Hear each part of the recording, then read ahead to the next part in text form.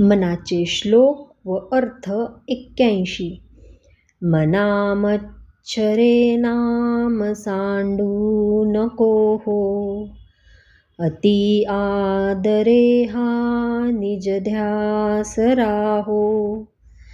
समस्तांमध्ये नाम हे सार आहे, तुझी तुळना तुळिताही नसाहे.